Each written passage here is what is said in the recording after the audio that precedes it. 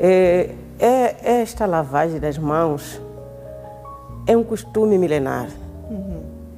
Que quando as pessoas vão no funeral de alguém ou deposição de flores, quando voltam tem que lavar as mãos. Isso porque lá nos anos passados de muito tempo não havia esses instrumentos que hoje temos, pás para cavar, e apenas enxadas, paus, pratos serviam para fazer cova, para enterrar os nossos entes queridos. Então cavavam e tiravam com aqueles pratos, com aqueles paus, furavam até conseguirem aquela cova que se precisava. Isso nas mãos, para fechar também a cova, depois de meter lá o nosso ente querido, era tudo as mãos. Sendo assim, é um cemitério que se enterra várias pessoas. Então as pessoas quando saem dali, primeiro tinha que lavar aquelas mãos para tirar aqueles micróbios e tudo, aquelas bactérias que vão tendo nas mãos por causa daquele trabalho. Aí punham cinza na água para poder lavar as mãos e matar aquelas bactérias. Os tempos foram andando, começaram a meter permanganato, quando apareceu já permanganato. Isso por quê? Por causa do mesmo sistema de ter que pegar aquelas areias, pegar a pessoa morta. Então a intenção das pessoas era aquilo de lavar as mãos para desinfetar daquele trabalho tudo que fizeram lá no cemitério. Segundo a lavagem das mãos, noutro significado, já na parte mais religiosa, lavamos as mãos, não participamos na morte dessa pessoa. Não sabemos porque ela morreu, o sangue dele não está conosco. Então nós lavamos as nossas mãos, não sabemos o que é que matou essa pessoa. Então é assim que se significa a lavagem das mãos. Diria eu que o lavar das mãos após a vinda do cemitério pode interligar-se a muitas questões. Primeiro é o princípio de sabermos que o cemitério, ele como si, vai ao encontro daquilo que nós costumamos já falar numa linguagem normal, que a morte é uma carga de uma escuridão. Então é uma perda que é a transição da vida física para o espiritual. Então todos nós, como seres vivos, a priori já temos um temor muito forte pela morte, porque é uma parte que, apesar de nós sabermos que um desses dias lá poderemos chegar, mas sabemos que esse processo dessa transição não é um processo muito simples. Então, praticamente, tradicionalmente, já carregamos uma questão que já dita, que olha, com base em certas práticas, uma delas é que a colega do painel citou, essa prática, naquela altura, nos antigos Egípcios, havia o hábito de quando alguém morresse, enterrava-se a pessoa com os seus pertences, que eram os pratos, as colheres, essas coisas todas.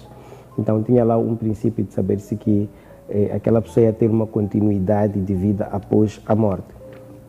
Então, tem-se em base um conhecimento que dita que aquele lugar é o lugar onde tem um princípio de uma nova vida, uma nova jornada espiritual, que já sai da jornada física. E partindo disso, separa-se aquilo que é de uma nova jornada para a nova jornada e aquilo que é um princípio de uma continuidade às pessoas que ainda estão em vida. Então, cruzamos-nos com uma situação aqui no meio, que é a parte de sabermos que o cemitério, porque é um campo que carrega a escuridão, quando as pessoas voltam para casa, devem lavar tudo aquilo que tem a ver com aquele campo, não é? Da morte, para que não possam terem que carregarem certas energias negativas consigo. E realmente, tradicionalmente, se a gente for a verificar, tivemos casos de pessoas que, em algum momento, quando fossem para os cemitérios, chegavam, pisavam campas de pessoas alheias, acabavam carregando maldições. Então, nesse princípio, quando eu perco o ente querido é meu, mas tenho pessoas que me acompanham nesse processo de ir enterrar aquela pessoa que não fazem parte desse meu ente querido. Então, qualquer tipo de cenário que essas pessoas possam ter pisado ou tenha acontecido naquele ambiente, então essas pessoas, ao lavarem as mãos, vão realmente poderem se desfazer de qualquer possibilidade de uma escuridão, para que não haja uma transmissão de uma escuridão carregada num funeral para poder se meter escuridão numa família inocente. Então, aí é uma questão tradicional, mas também culturalmente essa parte bate muito, porque se fores a ver, dependendo de etnia e etnia, a maneira de como se faz o processo da lavagem das mãos é diferente. Há pessoas que nem lavam as mãos, mas quando chegam em casa, tiram as roupas que lá foram com elas para o cemitério e jogam-as fora e queimam-as, não entram nas suas casas. Há pessoas que, quando vão para esses cemitérios, quando voltam para casa, chegam, lavam, tomam banho com água composta com sal, para poderem tirar essa escuridão, essa possível escuridão. Mas também há pessoas que usam água normal para poderem lavar as mãos e há pessoas que ainda adicionam certas coisas lá dentro para poderem fazer aquilo que é a lavagem das mãos. Estaríamos a falar dessa famosa planta, como é que diria o nome? Aloe vera. Há pessoas que usam aloe vera para poderem botar na água, para poderem fazer o que? O processo da lavagem das mãos e ainda benzem-se um bocadinho para poderem tirar a possibilidade de uma escuridão. Eu, como uma pessoa que trabalha com questões tradicionais, vejo e considero muito a importância realmente dessa prática, porque tradicionalmente o cemitério é um sítio que carrega uma energia diferente da energia viva. A energia que está lá é uma energia morta, que é uma energia composta de várias famílias e várias pessoas que morreram de motivos diferentes. Então, quando uma pessoa vai para esse sítio, a importância de poder deixar de trás aquilo que lá foi, participar de, então, começa a contar como uma possibilidade da pessoa poder não ter nenhum contato com aquilo lá que foi presenciar para continuar o seu percurso normal. Porque esse tipo de escuridões são coisas que não dependem de você ser familiar ou não. Conforme eu disse, que há pessoas que, de uma certa forma, nós quando crescemos éramos proibidos de pularmos em campas. Nós éramos proibidos de pisarmos em campas. Por que éramos proibidos? É porque sabia-se que aquele local é um local que pode te trazer uma energia negativa se você for a pular ou a pisar nele. Então, há essas questões em consideração que as pessoas não ignoram até o tempo de hoje. Realmente é importante a lavagem das mãos depois da pessoa voltar do cemitério. É importante se por uma questão cultural essa pessoa sabe que na sua cultura faz-se de uma forma X fazer isso, porque ao fazer isso vai haver uma continuidade de uma energia pura, viva, naquela pessoa que não vai se conectar nada com a energia de onde aquela pessoa passou. Temos visto ultimamente crianças de idades muito ínfimas a entrarem nos cemitérios. Naquela altura em que as pessoas observavam muito a tradição, uma criança, quando alguém morresse até uma idade X, não ia para o cemitério. Se fosse uma criança recém-nascida que a mãe não tivesse com quem deixar, punha sinala na criança para que a criança tivesse aquilo como um amuleto de proteção para a criança não voltar para casa e, ao sonecar, ter sustos noturnos por ver imagens daquilo que é espiritual. Então, eu creio bastante que é um papel muito importante de se fazer e realmente faz-se por esses motivos e por outros que ainda vamos desenvolver. Gostava que pudesse explicar-nos, na qualidade de anciã, alguém que também, de certa forma, é uma biblioteca viva, sobre o porquê desta prática, deste temor pela morte. Muito obrigada. Muitas pessoas fazem isso, de verdade. Quando vão ao cemitério, voltam as roupas que levaram lá consigo, ficam do lado de varanda, lavam as mãos lá, tiram aquelas roupas e levam outras roupas que não foram com elas no cemitério usar. Por temer isso que acabamos de falar, desses espíritos sombrios que podem ter se aproveitado, vir no corpo daquela pessoa que usou aquela roupa até em casa dela. Também aquelas bactérias que sempre cemitério, conhecemos nos cemitérios que até desenterramos as pessoas, às vezes vai lá até pisar ossada, às vezes acontece isso. Então as pessoas, dependendo da pessoa como quer se prevenir, fazem isso. Depois de lavar aquela roupa, aqueles sapatos serem limpos, purificados lá, é que entram em casa a tentar se defender desses maus espíritos que podem ter seguido do cemitério para casa. Porque, na verdade, no cemitério é um sítio que é um sítio pesado. Antigamente, como disse o meu colega, criança não tinha que ir ao cemitério. Criança não tinha que ver um morto numa tenra idade. Nós, quando morresse alguém na nossa casa, nos tiravam da casa, quando crianças.